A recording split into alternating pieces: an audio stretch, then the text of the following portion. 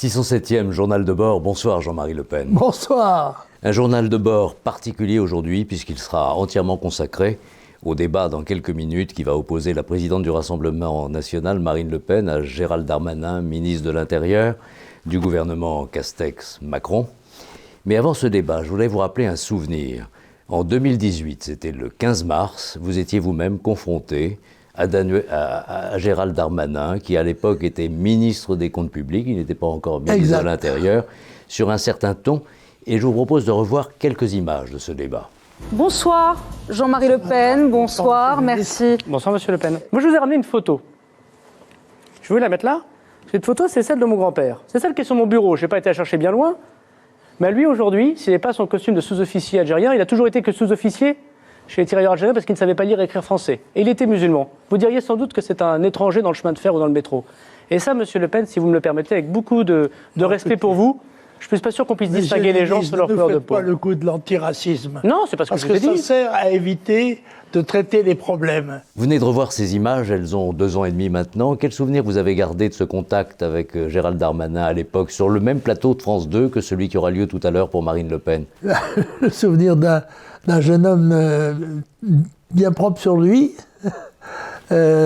courtois, gentil, mais n'ayant pas de conviction profonde, en tous les cas pas de celles qui permettent de s'émouvoir dans un débat. Pour le reste, ma foi, il n'était qu'un ministre de détail. À l'époque.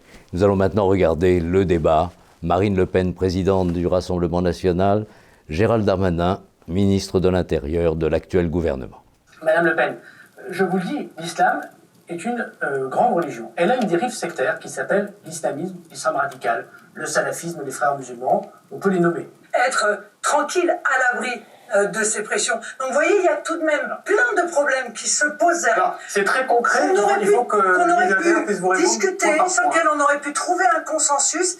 Et on a le sentiment que vous avez voulu un peu vous débarrasser rapidement de cette loi. C'est peut-être pour ça que vous avez choisi d'ailleurs le temps législatif programmé. Avant d'évoquer le débat auquel nous venons d'assister, Jean-Marie Le Pen, une question qui est remontée par les réseaux sociaux. Pensez-vous pouvoir être objectif quand il s'agit de juger une performance qui implique Marine Le Pen, certes, présidente du Rassemblement national, mais parce qu'elle est votre fille? Vous arrivez à être objectif? Il y a un proverbe français qui dit « on ne peut pas plaire à tout le monde et à son père ».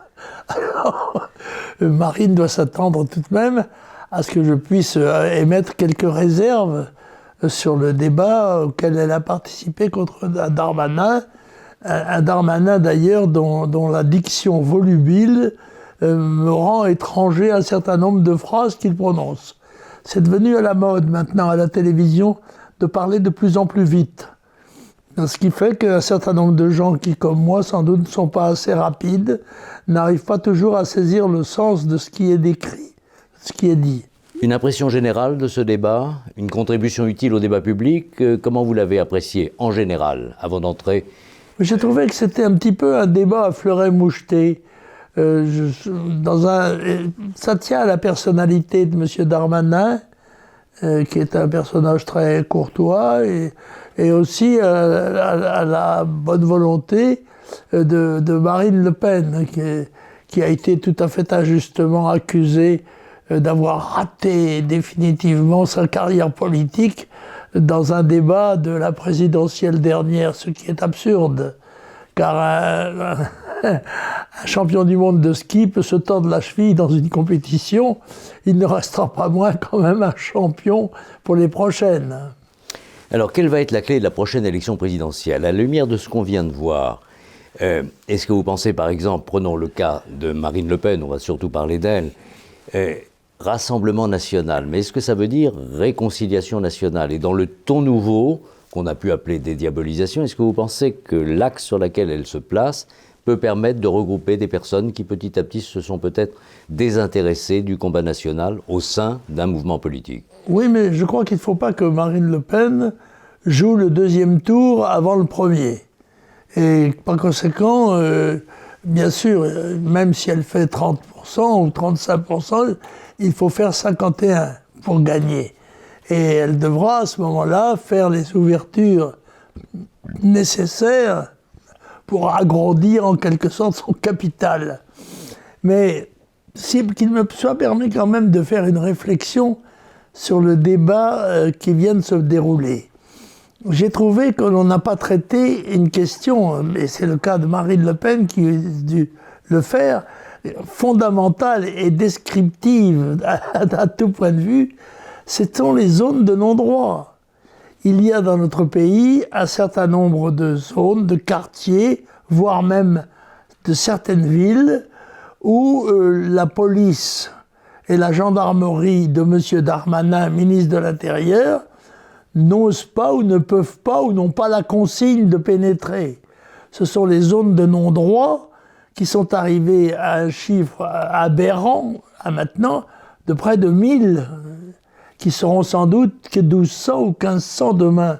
Et il est vrai qu'il n'y a pas besoin que l'on coupe la tête des enseignants pour que la peur s'installe dans une ville.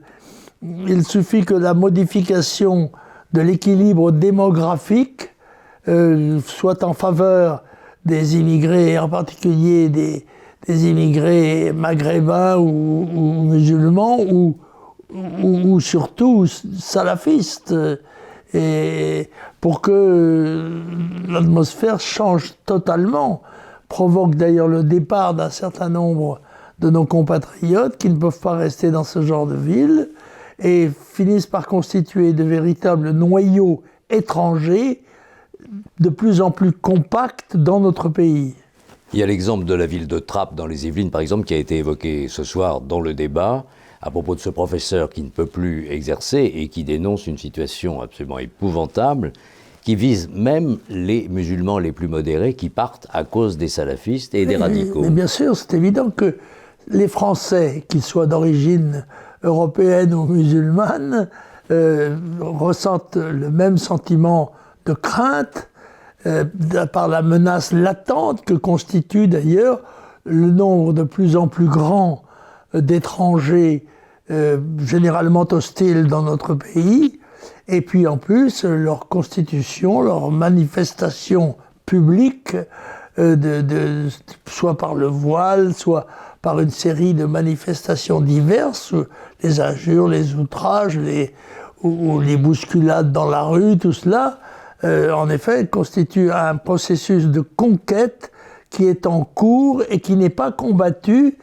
par le gouvernement français de M. Macron, et c'est peut-être ce qu'incarnait la courtoisie et la discrétion de M. Darmanin, c'est qu'il ne pouvait pas faire état de ce qu'il lui fallut faire pour en effet défendre la France française. Alors c'est un paradoxe qu'a souligné Marine Le Pen. M. Darmanin publie un livre que Marine Le Pen elle-même dit « j'aurais pu le signer » en citant des extraits qui rappellent les discours de Jean-Marie Le Pen d'une certaine manière, bien au-delà même de Marine, mais en même temps on ne retrouve pas ça dans le texte de loi qui est actuellement soumis par le gouvernement au Parlement.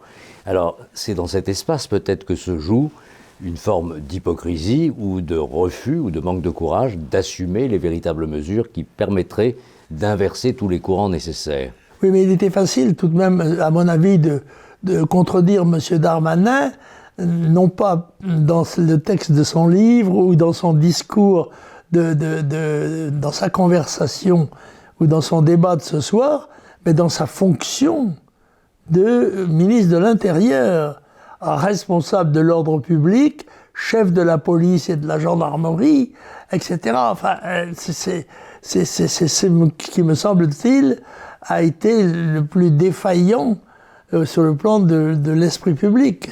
Vous avez fait une remarque à propos de Marine Le Pen, mais ça vaut pour Gérald Darmanin.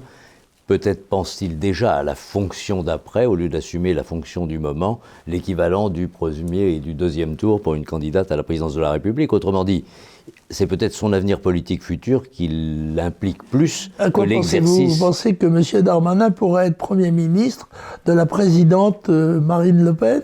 Non, mais il pourrait peut-être trouver un emploi à condition de ne pas avoir fait trop de vagues.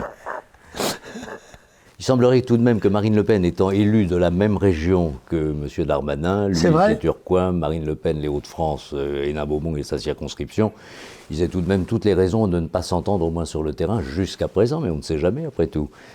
Il arrive parfois que les républicains soient tout-terrain et peuvent évoluer. On en a vu qui partaient de leur camp d'origine pour essayer de faire autre chose. Absolument, ça existe. absolument. Mais ce que je crois, c'est que on n'a pas, malheureusement, ce soir, eu connaissance de la réalité de la présence et du poids de l'immigration islamiste.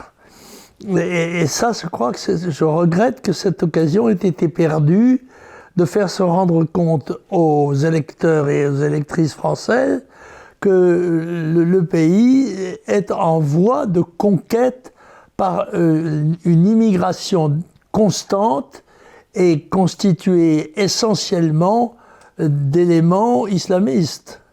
Quand vous voyez un débat de ce genre, est-ce qu'il vous arrive de repenser à ce débat qui n'a pas existé et qui aurait pu en 2002 vous opposer à Jacques Chirac?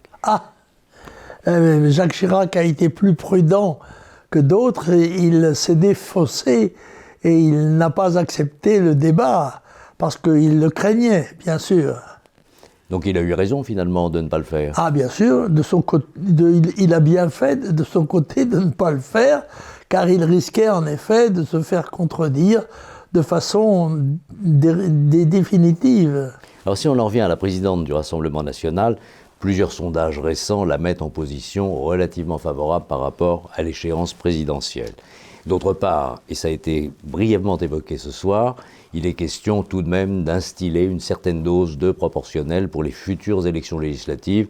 Plusieurs formations politiques, dont le MoDem qui appartient à la majorité, le réclament, même en ayant déposé une proposition de loi ces jours-ci. Ça peut changer beaucoup de choses tout de même, s'il y a cette correspondance entre un score à l'élection présidentielle et la capacité d'avoir dans la foulée, tant que les élections sont organisées dans la foulée de l'élection présidentielle, un nombre suffisant de parlementaires pour peser. Oui, mais je crois, si vous voulez, que ce sont, plus que les velléités ou les volontés politiques des dirigeants, ce sont les événements qui seront déterminants pour les prochaines élections.